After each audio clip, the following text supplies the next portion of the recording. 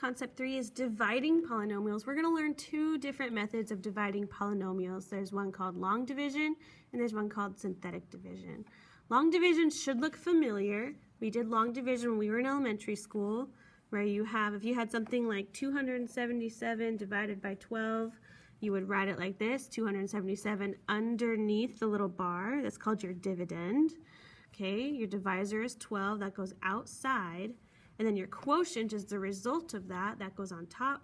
And then the remainder is whatever you have left over. So here's just a little review of how to use long division. Okay, you break this up. 12 going into 277 is kind of tough, but can we figure out how many times 12 goes into 27? Yes, we can. It goes in twice. 2 times 12 is 24. 27 minus 24 is 3. And you bring down the 7. How many times does 12 go into 37? Well, it goes in 3 times. 3 times 12 is 36. You subtract 36 from 37 and you get 1, and that is your remainder. So polynomial long division is exactly the same. There's just a little bit of a difference. So if we wanted to do something like 2x squared plus 7x plus 7 divided by x plus 2, what we have to do is we have to break it down. We look at the first term here and the first term here, and we want to think, what do I have to multiply this by to get here? How do I get from x to 2x squared? What do I multiply it by? Well, I multiply it by 2x. 2x times x gives me 2x squared. Okay? And then we also multiply this guy by the second term. 2x times 2 is 4x. And then we take that and we subtract the whole thing. Okay? 2x squared minus 2x squared is 0. That's our whole goal. 7x minus 4x is 3x. Okay? And then we do the same thing. How do I get from x to 3x? What do I multiply it by? Well, I multiply it by 3. 3 times x is 3x. 3 times 2 is 6. And then I subtract the whole thing. Okay? 3x minus 3x is 0. 7 minus 6 is 1. And that is my remainder.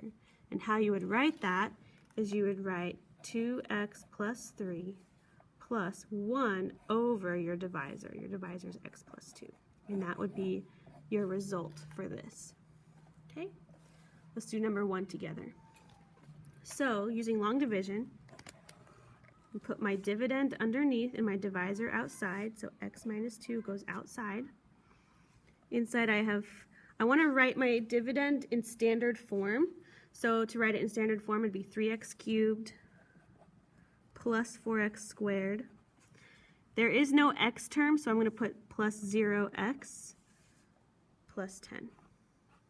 Okay? It's going to help keep us organized. All right.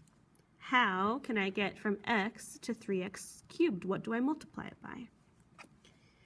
Well, I need 2 more x's, so I'm going to multiply it by 3x squared. 3x squared times x gives me 3x cubed. 3x squared times negative 2 gives me negative 6x squared.